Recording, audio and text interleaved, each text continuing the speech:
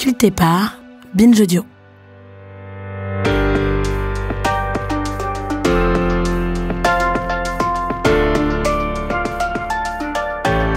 Bienvenue dans Rappelle-toi demain, un podcast d'un genre nouveau qui nous initie à l'archéologie. Cette émission veut aborder de manière accessible les grandes questions de société. Les cultures, le territoire, la santé, l'organisation sociale, la construction de la mémoire collective. D'où venons-nous ? Qui est l'autre ? Qu'est-ce que l'humain ? Autant de questions que le passé éclaire et que l'archéologie révèle ou reconstitue. Je m'appelle Mélanie Wanga et vous écoutez Rappelle-toi demain, épisode 1.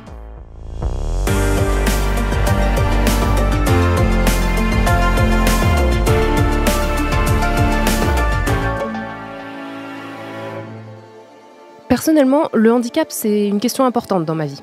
J'ai une sœur autiste et ma famille a toujours réfléchi aux moyens de l'intégrer dans la société et de lui apporter les soins dont elle avait besoin.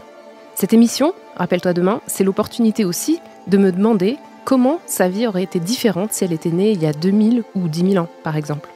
De me poser une question, comment les sociétés avant nous traitaient le handicap, qu'il soit physique ou bien mental ? Alors dans ce podcast, on s'est dit qu'on allait commencer justement par raconter des histoires, parce que c'est toujours la meilleure porte d'entrée vers l'inconnu. Et pour ça, aujourd'hui, je reçois Valérie Delattre. Bonjour. Bonjour. Alors vous êtes archéo-anthropologue à l'INRAP. Alors l'INRAP, on va juste dire ce que c'est, l'Institut national de recherche archéologique préventive. Et vous êtes aussi autrice de Handicap, quand l'archéologie nous éclaire, aux éditions Le Pommier. Donc vous avez 2 spécialisations, si j'ai bien compris, les pratiques funéraires et culturelles de la proto-histoire au Moyen-Âge et la question du handicap. Donc aujourd'hui, on va se pencher sur ce 2e sujet, plus précisément, que vous allez éclairer et nous aider à comprendre. Et on va en avoir besoin. Dans le cas spécifique du handicap, on pense souvent que nos ancêtres n'avaient pas le temps de prendre en charge ce type de différence mentale ou physique parce qu'ils étaient occupés à trouver des solutions de survie. Et dans les séries télé, par exemple, les mondes anciens, ils paraissent souvent violents et impitoyables. Et pourtant, il y a quand même la série Game of Thrones, spoiler alert, qui s'inspire du Moyen-Âge européen. Et dans cette série, on trouve le personnage de Bran le Cassé, qui est un noble pris en charge avec divers appareillages et même une chaise roulante en bois. Et il devient roi à la fin de la série. And who has a better story than Bran the Broken, the boy who fell from a high tower and lived. He knew he'd never walk again, so he learned to fly. He crossed beyond the wall, a crippled boy, and became the three-eyed raven. C'est vrai que nous, on a tendance à imaginer le handicap comme une problématique qui est uniquement moderne. Et pourtant, l'archéologie, et en particulier la paléopathologie, ça nous démontre bien que la réalité était plus complexe. Est-ce que vous pouvez nous faire un petit décryptage et nous donner une définition de ce qu'on appelle les disability studies ?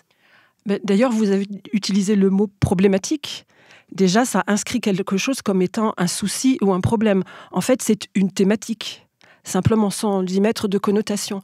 En fait, travailler sur le handicap, c'est s'inscrire donc dans cette plus vaste histoire de l'étude des maladies. Les os et les dents sont les seuls vestiges humains qui se conservent. La peau et les tissus disparaissent. Et l'archéo-anthropologie, c'est faire parler les os. La paléopathologie, c'est une discipline qui est née au début du XXe siècle et on faisait appel à des médecins de famille qui étaient intéressés, souvent en fin de carrière, de regarder des ossements préhistoriques, médiévaux et de pouvoir faire ce qu'on appelle un diagnostic, mais rétrospectif. Notre patient, il est muet. Il ne peut pas nous dire j'ai mal là, j'ai mal au ventre ou j'ai mal au dos. Donc on n'a que la matière osseuse pour pouvoir poser un diagnostic et dire un tel souffrait d'arthrite, un tel était bossu, ça peut se voir à l'œil nu, ou maintenant on fait appel à la paléogénétique, avec des lames minces, on peut aller au cœur de la cellule pour avoir accès à des maladies bien particulières. Donc auquel cas la paléopathologie, l'étude des pathologies anciennes, des maladies du passé, c'est vraiment une discipline annexe, mais totalement corollaire de mon métier d'archéo-anthropologue. On travaille vraiment en symbiose totale, puisque moi, je peux voir sur un squelette, il lui manque quelque chose. Un bras, une jambe, il est bossu, ses vertèbres sont soudées. Mais après, le diagnostic doit être posé par un professionnel. Donc, auquel cas, on amène nos squelettes du temps passé chez le médecin, on leur fait passer des IRM parfois, des radios, on leur fait faire tout un parcours qui est celui d'un patient en souffrance.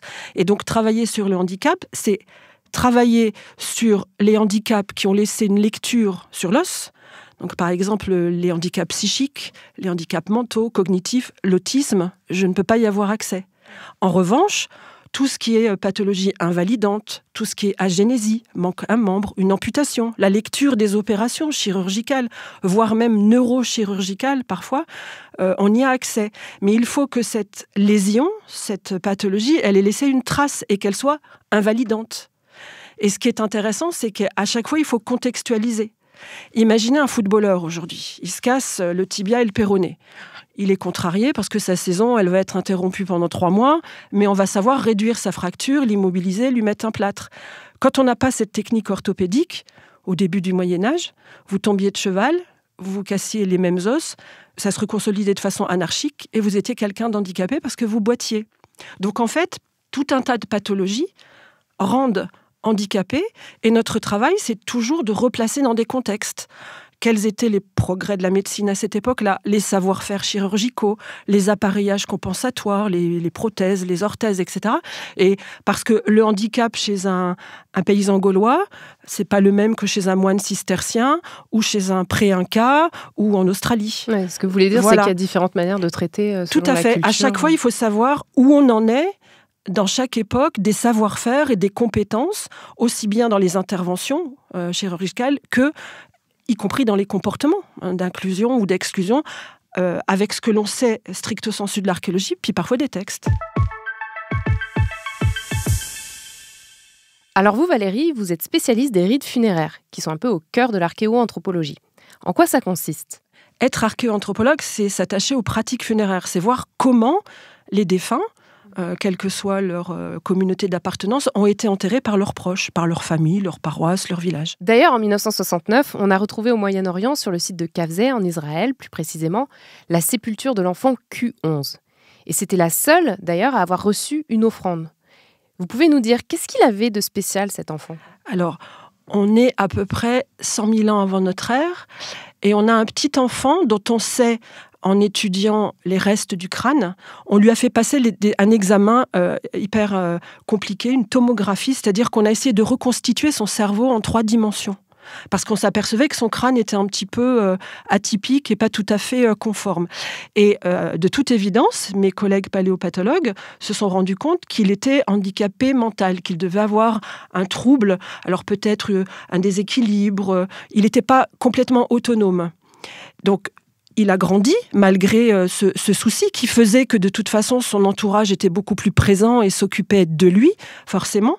Et lorsqu'il est décédé, son autonomie était la même dans l'au-delà. C'est-à-dire que ses proches ont considéré qu'il fallait aussi l'accompagner dans la mort, tel qu'il avait été accompagné par des adultes dans sa petite vie si fragile et si difficile est-elle été. Et on lui a déposé sur son torse des bois de cerf. Et c'est pas anodin de déposer des bois de cerf parce que le cerf, de toutes les traditions à travers le monde, au même titre que le chien, le cheval, c'est ce qu'on appelle un animal psychopompe. Alors c'est un mot un peu compliqué, mais c'est l'animal qui accompagne les âmes, qui les aide à aller dans le paradis ou l'au-delà, quel qu'il soit. Et donc par ce geste simple, mais rempli, on va dire, d'affection, d'émotion et de protection, une communauté néandertalienne a voulu placer ce petit fragile sous la protection d'un animal qui l'accompagnerait, l'aiderait à aller vivre dans l'au-delà. Vous voyez, c'est ça aussi le métier d'archéoanthropologue, c'est que on triture, on manipule des os, mais on doit aussi, alors pas se mettre à la place des communautés et vouloir réfléchir à leur place, mais essayer de picorer par-ci par-là des intentions, des gestes. Voilà, c'est l'archéoanthropologie dans son acception culturelle. Ouais, c'est émouvant de voir qu'en fait... 100 000 ans avant notre ère. 100 000 ans avant notre ère, les mêmes préoccupations que nous aujourd'hui. Le même intérêt pour l'enfance. Et une enfance amoindrie pour le cas. Et quand on parlait d'éclairer notre 21e siècle, regardez comment on se pose des problèmes sur l'école inclusive, sur il n'y a pas assez d'institutions pour accueillir les enfants autistes. Alors je dis pas que, alors je vais faire un raccourci, que maman néandertale savait mieux s'occuper de son petit quand il était défaillant, mais au moins elle prenait en considération, ou le groupe prenait en considération un petit défaillant, ne le stigmatisait pas, le faisait vivre, l'accompagnait pendant sa petite vie et savait aussi lui donner quelques forces pour l'au-delà.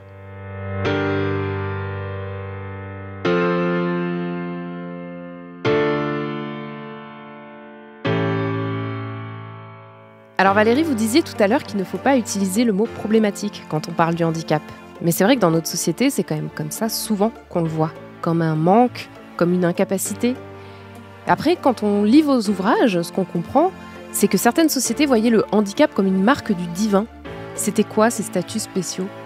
C'est vrai qu'aujourd'hui, la définition du handicap, c'est une infériorité, une incapacité. Et de nombreuses associations militantes veulent bousculer les définitions du dictionnaire pour que ça soit simplement une différence. Oui. Ce qui mettrait les gens au même plan, avec les mêmes droits, mais simplement des différences, qu'elles soient mentales, psychiques ou moteurs. Notamment sur le handicap mental, je sais qu'il y a des personnes qui disent neuroatypiques. Exactement, voilà. Et puis pour avoir accès aux mêmes droits, la même citoyenneté, et pas simplement mettre en évidence ce qui ne va pas, mais plutôt valoriser ce qui va bien, puisque toute personne handicapée a plein de possibilités, a un champ du possible par ailleurs, et ne pas toujours l'identifier comme étant incapable de, mais plutôt capable de faire quelque chose.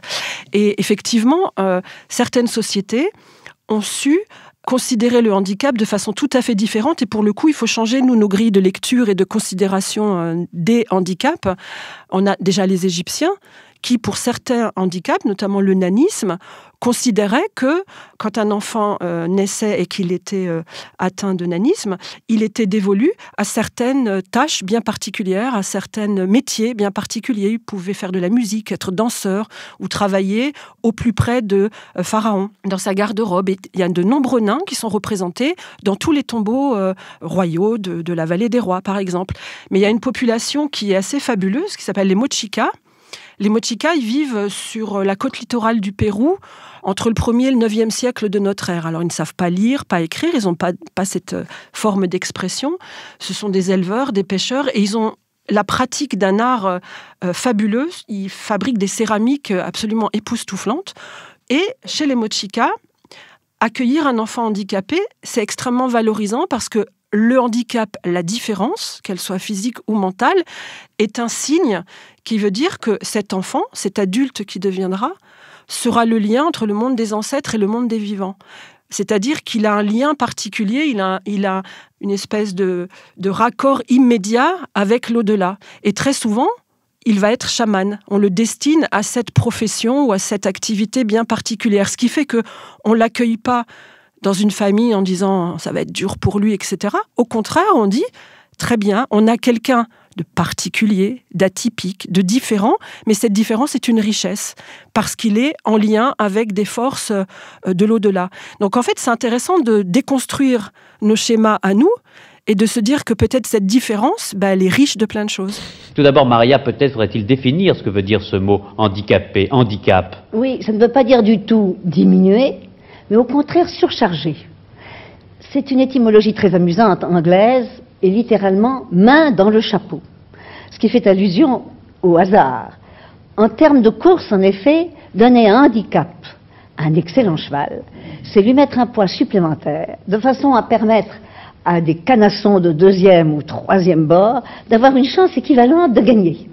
Alors, effectivement, les handicapés physiques, nous pouvons à la limite penser que c'était des individus peut-être plus forts que les autres et que la nature s'est chargée, au début, d'emblée, de mettre sur leurs épaules un poids supplémentaire pour les rendre semblables aux autres. Alors, il y a aussi l'exemple de l'amputé de Buttier-Boulancourt. Sa sépulture date du néolithique, il y a 7000 ans environ. Vous pouvez nous dire ce qu'il a vécu, ce monsieur ? Alors, le sujet néolithique de Buttier, il est passionnant à plein de titres parce que, comme mes collègues de l'INERAP l'ont mis au jour, il a été considéré comme étant la première personne amputée retrouvée en France. Les amputations existent de longue date, mais on amputait souvent en désarticulant un coude, un genou, parce que on ne savait pas vraiment comment pratiquer une amputation et on se disait qu'en enlevant à l'articulation, alors on peut imaginer que c'est les personnes qui avaient des facilités avec les activités bouchères, qui connaissaient les articulations et les tendons, et en même temps ça nous semble un petit peu difficile à entendre, mais de toute façon ça sauvait les gens vraisemblablement d'une gangrène. Ouais. Donc amputés par des articulations. À Buttier, on a les traces d'une amputation au silex, je vous laisse imaginer, pratiqué sur un humérus, sur le bras. On a enlevé l'avant-bras d'un personnage qui a vécu 4700 ans avant notre ère. Donc, il faut imaginer On est à cette époque où les gens s'installent, pratiquent l'élevage, l'agriculture, on vit en village. Et on a un sujet qui a eu un accident de vie, je ne sais pas lequel, mais sa souffrance était telle qu'on a décidé que ce membre qui le faisait souffrir devait être amputé. Donc, il était en pleine douleur, quelqu'un a pris la décision et quelqu'un a amputé avec un outil en silex. Je vous laisse imaginer l'opération. On ne sait pas s'il y a eu anesthésie ou pas. On suppose qu'il y avait des herbes qui faisaient rire, des champignons hallucinogènes. On le souhaite beaucoup pour le patient parce que ça devait durer quelques heures ou alors il était évanoui de douleur, probablement. Il s'est réveillé. Nous, archéanthropologues, on a pu voir qu'il avait survécu à l'opération puisque les os amputés continuent à évoluer, à se boursoufler. On appelle ça un petit cal de cicatrisation. Donc, on peut avancer le fait qu'il a survécu à l'opération. Non seulement il a survécu, mais il a vécu longtemps.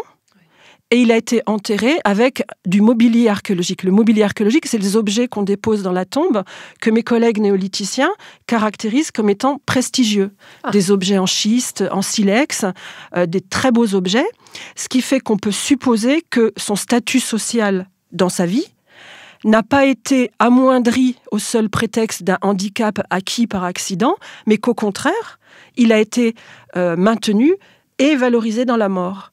Et donc de Buthier, de notre amputé, notre manchot de Buthier, on peut déduire plein de choses sur la souffrance, une intervention, des connaissances anatomiques, un groupe qui prend en charge celui qui est en souffrance, sa survie et ses modalités d'enterrement avec le maintien de son statut social. Oui, ça en dit beaucoup. Ça en dit beaucoup, une seule sépulture. avec des données scientifiques à partir desquelles, vous le disiez, on peut raconter une histoire. Alors, elle n'est peut-être pas stricto sensu totalement vraie, mais c'est la moins fausse possible avec les données que l'on a. C'est comme ça qu'on fait en archéologie. On élimine toutes les solutions qui ne peuvent pas être pour garder celles qui ont pu être. Mais c'est vrai que la question des opérations, des prothèses et des traitements qui aident à la vie, en fait, est passionnante. Surtout quand on sait que ces actes, ils existaient déjà il y a 2000 ans. C'était un peu, en fait, les précurseurs de toute la technologie dont on bénéficie aujourd'hui. Vous pouvez nous raconter l'histoire de la Dame de Bobigny ? À partir du moment où l'homme a été homme et qu'il a commencé à être un peu abîmé, un peu déglingué, à boiter un peu, ses proches ont toujours su inventer des bâtons de marche, des béquilles. Il y a plein de béquilles dans le tombeau de Toutankhamon, et des orthèses, ou des prothèses, ou tout un tas d'appareils compensatoires. Les orthèses, Une orthèse, c'est pour aider un organe ou un membre défaillant. Elle ne le remplace pas. La prothèse remplace, et l'orthèse, c'est comme une attelle, par exemple. Ouais, voilà, une attelle ou un corset pour une colonne vertébrale.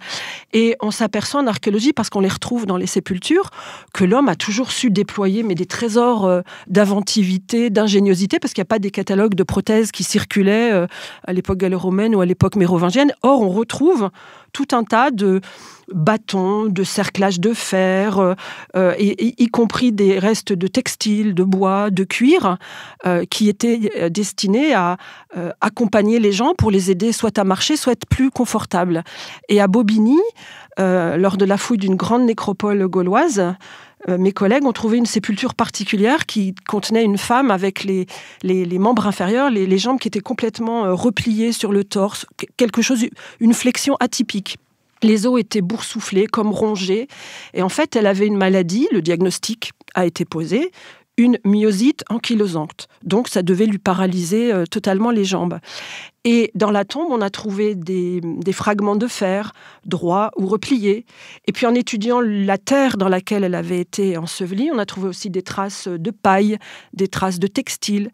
Et donc, on a pu reconstituer l'histoire d'une vieille femme âgée, paralysée, que ses proches ont voulu peut-être soulager, voire transporter, et lui ont fabriqué, alors c'est un ovni, ça n'a pas de nom, un corset, c'est comme la coque d'un fauteuil roulant, mais sans les roues, mais qui pouvait probablement permettre de la transporter d'un endroit à l'autre, puisqu'elle ne pouvait pas marcher, sans la faire trop souffrir, parce que vraisemblablement cette pathologie était douloureuse. Ce qu'il faut savoir, c'est que ces exemples restent rares. C'est pas tous les jours qu'on découvre ce type de vestiges spectaculaires. Et donc, on a plein d'exemples de choses qu'on peut identifier, des prothèses d'avant-bras, des prothèses de membres inférieurs, et des choses qui sont liées à l'empathie et l'altruisme, et au savoir-faire de tout un tas d'artisans qui se mettaient à disposition de celui qui était amoindri. C'est vrai qu'on se rend compte que les sociétés traitaient médicalement les personnes depuis très longtemps en fait, et que c'est pas une nouveauté. Et qu'il y avait aussi des vraies solutions hospitalières, un genre d'urgence avant l'heure si on veut. Et on a les exemples du médecin du XIIe siècle Averroès, on a celui d'Avicenne, des Mayas, des Égyptiens. Et tous, ils maîtrisaient une version de la médecine qui permettait d'améliorer ou de soulager le corps. Vous pouvez nous dire comment ça se passait ? Ce qu'on peut affirmer, c'est que l'homme a toujours été attentif au bien-être et donc à la souffrance de son proche. Alors, je mets quelques bémols pour pas montrer l'idée de société du passé qui était merveilleuse et tellement mieux que notre 21e siècle qui ne saurait pas faire et qui n'aurait pas les solutions. Tout ça, ça vaut quand une société va bien, quand un groupe va bien. Quand un groupe va bien, les sociétés du passé nous montrent qu'elles sont plutôt accueillantes et bienveillantes. Sachant que sans lunettes, sans prothèse auditive, sans implant dentaire, on est tous un peu handicapés, une double fracture.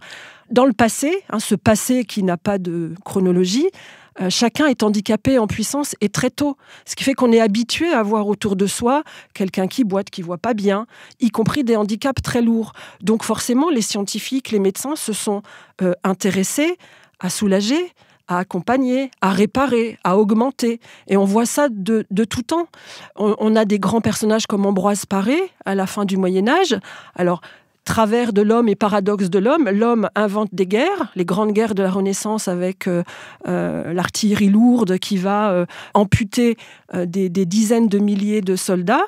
Et paradoxalement, de façon inverse, des grands génies de la chirurgie et de l'art médical qui vont inventer comment suturer des moignons, des plaies, etc. et appareiller les gens de façon quasi industrielle. Et tout notre travail d'archéologue, d'historien, de paléopathologue, c'est de voir cette évolution, mais avec un fil conducteur qui est l'intérêt et l'altruisme. Mais ça ne vaut que quand ça va bien. Vous mettez une bonne guerre de 100 ans, un bon accident climatique, une invasion de sauterelles ou que sais-je, ou une sécheresse. Très vite, celui qui ne se nourrit pas tout seul, qui n'est pas autonome et qui demande de l'attention des autres devient une bouche inutile. Ouais. Et on a aussi les traces de grandes vagues de gens qu'on jette sur les chemins et les routes et qui vont rejoindre les villes et la cour des miracles, la mendicité urbaine, etc. Voilà, il y a un filtre. Le handicap, c'est un curseur socio-culturel, socio-économique. C'est-à-dire que les sociétés du passé s'en occupent. Alors, elles ne mettent pas le mot handicap, n'existe pas. On a le voisin qui boite, la vieille qui ne peut pas marcher. Voilà. Ils n'ont pas cette stigmatisation. Mais en tout cas, nous, en archéologie funéraire, notamment, on peut voir cette espèce de fil conducteur qui fait que je prends soin de celui qui est différent de moi. Et surtout, s'il est en souffrance, j'essaye de le soigner. Alors, ce n'est pas une vision idyllique et du passé, mais en tout cas, on a les traces de cet intérêt et de cette vraie solidarité, de ces liens qui sont tissés entre hommes de communautés, de groupes, de paroisses, de villages. Si tout le monde est d'accord pour considérer que l'on doit tout faire pour ne pas exclure les handicapés, combien parmi vous seraient prêts à vivre une histoire d'amour avec un aveugle, un sourd-muet ou encore un handicapé? Témoignages et confidences dans Giga. Je suis sortie 2 semaines avec quelqu'un qui avait une jambe coupée, qui avait une prothèse, et je vois pas ce qu'il y a de mal, quoi, je veux dire.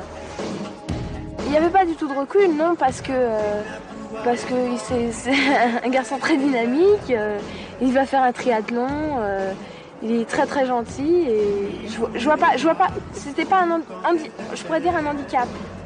Pour moi, c'était pas un handicap.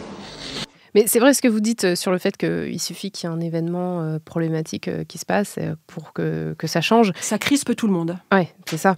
Et moi, j'ai une question, c'est sur la santé mentale. Depuis quand les maladies psychiatriques, elles sont traitées par ces sociétés-là? Comment elles étaient traitées avant? Alors, il y a un exemple absolument magnifique. Alors, en archéologie funéraire, en archéanthropologie, on n'a pas accès à toutes ces pathologies. On ne peut pas les lire sur un squelette. En revanche, on fait appel à l'archéologie et à l'histoire, pour le coup. Et il y a un exemple fabuleux qui nous vient d'islam. Les grands savants musulmans, vous avez cité Averroès, Avicenne et plein d'autres, se sont intéressés à la maladie mentale telle qu'elle est définie dans le Coran et ont cherché non seulement à regrouper tous les fous. En Occident médiéval, on a regroupé les fous parce qu'ils font peur, mais on n'a pas forcément cherché à les comprendre et à les soigner. Dans l'islam, on a cherché à comprendre et à soigner. Imaginez-vous que le premier hôpital psychiatrique, tel que défini, ça s'appelle un bimaristan, il est né à Bagdad au 7e siècle. C'est assez incroyable. Ouais. Il était encore visible. Alors avec les guerres qu'il y a eu, je pense qu'il a été pour partie détruit, mais on le visitait comme un monument historique. Et ces bimaristans, ce sont des endroits où on regroupe les fous, mais on les soigne, et on les soigne avec des techniques incroyables, avec des thérapies qui sont très contemporaines. On a inventé la zoothérapie, la musicothérapie, l'ergothérapie, et on met à leur service toutes ces disciplines et toutes ces sciences pour essayer de les guérir. Il y a la volonté de guérison. Et ces grands savants ont laissé des textes magnifiques décrivant la dépression nerveuse, décrivant tout un tas de pathologies qui sont, pour le coup, telles que définies dans les grandes familles de handicap par l'OMS. Et qui plus est, c'est pas inintéressant, dans ces bimaristans, dans ces lieux, on accueillait les hommes et les femmes, on accueillait les pauvres et les riches, on accueillait les militaires et les civils. Tout le monde était accueilli sans distinction et sans discrimination. Donc c'est pas inintéressant de réfléchir à ces lieux d'accueil et de soins précurseurs de ce que sont nos hôpitaux psychiatriques et qui ont été initiés par l'islam. Moi, je me pose aussi la question sur les vieux et les faibles de notre société. Parce que dans votre livre, qui s'appelle « Handicap quand l'archéologie nous éclaire », vous évoquez des pratiques aussi d'exhibition, de raillerie, de dissimulation et même d'élimination des personnes en situation de handicap, notamment pendant les périodes de guerre dont on parlait. J'aimerais bien en savoir plus sur ça. On va revenir à ce qu'on s'était dit au départ. Quand moi, j'ai essayé de travailler sur le handicap, je me suis dit quels sont les grands comportements qu'on peut avoir. Donc forcément, il y a éliminer. Et moi, j'avais en tête Athènes, Sparte, les philosophes grecs, Platon, l'eugénisme, les bébés difformes qu'on élimine parce que ce sont des sociétés où il faut être beau et en bonne santé. Donc, éliminer. J'avais aussi en tête accueillir. Les bimaristans, ou en Occident médiéval, les hôtels-dieux, les abbayes, les invalides, après, avec Louis XIV, on accueille les personnes qui sont différentes. Et puis, il y a aussi se moquer, exhiber. Alors, on peut commencer avec les empereurs romains. Auguste avait dans ces grandes villas des squelettes de nains, des fœtus d'enfants difformes qui étaient conservés dans du miel et qu'il montrait à ses visiteurs. Les cabinets de curiosité de la Renaissance, où on exhibe tout ce qui est différent, difforme. Et puis, on peut parler des bouffons des rois. François Ier avait un nain, Triboulet, qui était son bouffon, parce qu'il était atypique. Et puis, venons-en à des périodes plus récentes, les zoos humains, Frix, Elephant Man, la Vénus noire, on n'est pas très loin. Ouais. La Vénus hottentote, qui a quand même été exhibée au Musée de l'Homme largement au milieu du XXe siècle. Et qu'on a son pays demande les... Voilà, jusqu'à ce qu'on restitue son corps empaillé par nos grands savants du XVIIIe siècle. Alors, on contextualise, c'était le XVIIIe siècle, mais ça donne à réfléchir. Elle a été enterrée en 1981 avec des obsèques nationales à Johannesburg. Donc, ne donnons pas de leçons au passé, comme le passé n'a pas de leçons à nous donner. Et plongeons-nous simplement dans la Seconde Guerre mondiale avec les nazis. Le programme Action T4, qui n'a que 70-80 ans, visait à éliminer toutes les personnes handicapées mentales et psychiques au prétexte qu'ils étaient inférieurs et qu'ils nuisaient à cette recherche de la race supérieure. En Allemagne, on a gazé 80 000 personnes handicapées mentales.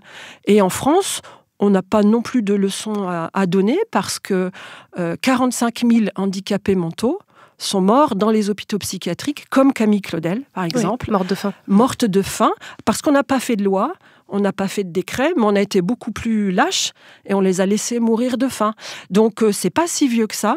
Notre histoire doit se pencher sur ces sujets, sur ces périodes un peu sombres, comme on l'a fait pour le Veldiv. C'est pas gagné, mais il faut le faire. Et ça s'inscrit vraiment dans le droit fil de toute cette relecture du passé qui concerne la vulnérabilité, la différence, et de se dire que on n'est pas à l'abri de grands comportements eugénistes, de sélection. On peut s'interroger sur les diagnostics prénataux.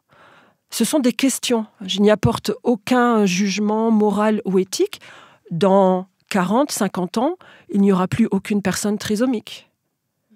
Alors, est-ce bien? est-ce mal ? C'est surtout pas à moi de porter de réponse, mais ce sont des vraies questions. Sur notre société. Exactement. Et en ce sens, c'est pour ça que les sociétés du passé, d'où qu'elles soient, quelle que soit leur chronologie, elles nous éclairent, elles doivent nous aider à prendre des décisions, pas simplement à légiférer dans tous les sens sur des pseudo-accessibilités, des rampes, etc., mais aussi sur une forme d'éthique et d'acceptation de la différence. Peut-être laisser le choix, peut-être mieux accompagner les très très grandes, les personnes qui sont très lourdement handicapées, les accompagner autrement.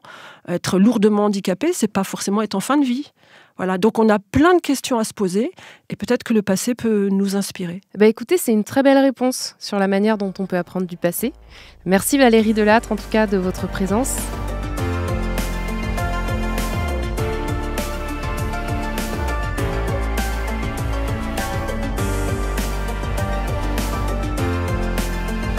Merci à Valérie Delattre d'avoir répondu à mes questions. Et si vous avez aimé ce premier épisode, je suis à peu près sûre que vous adorerez les suivants. Donc abonnez-vous et laissez des étoiles sur vos plateformes de podcast préférées. À très vite!